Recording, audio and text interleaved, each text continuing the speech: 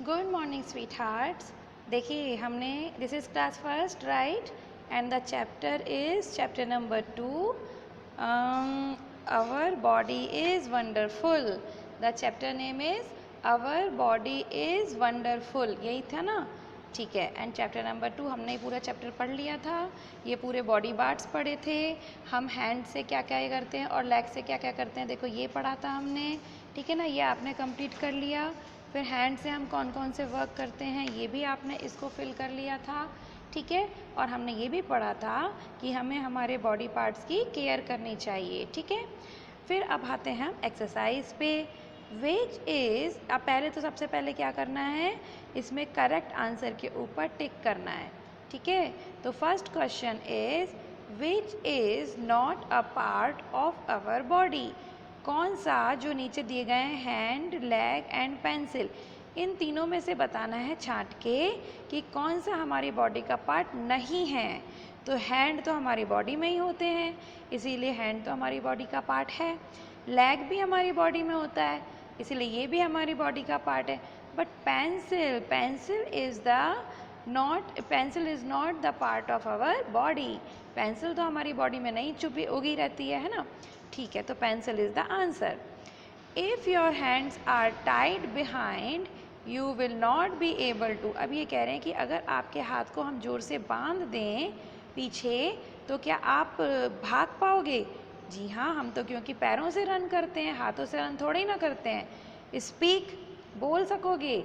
हाँ, yes, because we speak with our mouth and not with our hands. Hold books, क्या आप book को hold कर पाओगे, आप बुक को उठा पाओगे। नो, तो इसीलिए यही आंसर होगा कि अगर हमारे हाथ बांध दिए जाएं तो हम बुक्स को नहीं उठा पाएंगे। ठीक है।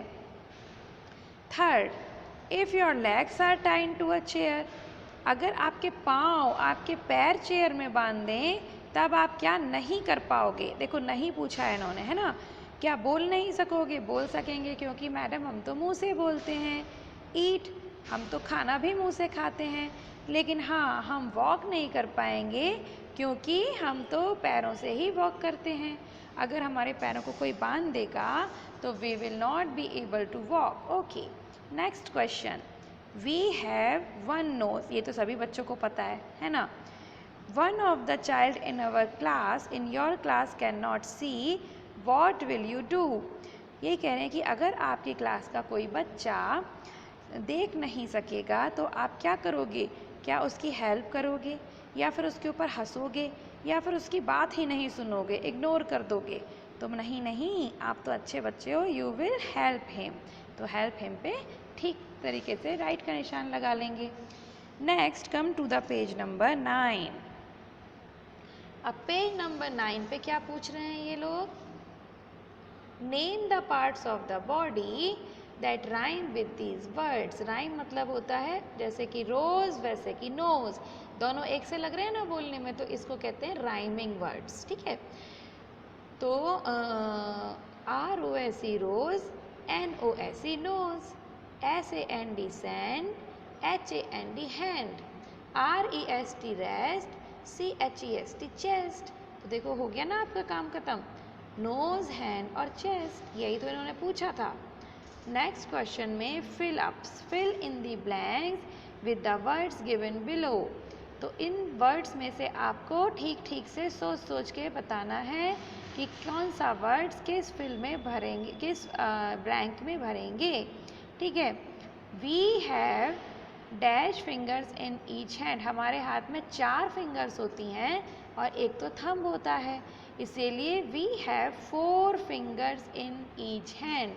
We have 4, FOUR 4। फर्स्ट इधर लगा लेना ऊपर, फिर स्पेलिंग देखने में आसानी हो जाएगी। वैसे तो आप बच्चे अच्छे हो, सब इंटेलिजेंट, तो आपको ये स्पेलिंग्स याद करके ही लिखना है, थोड़े थोड़े बच्चों को तो याद होगी भी।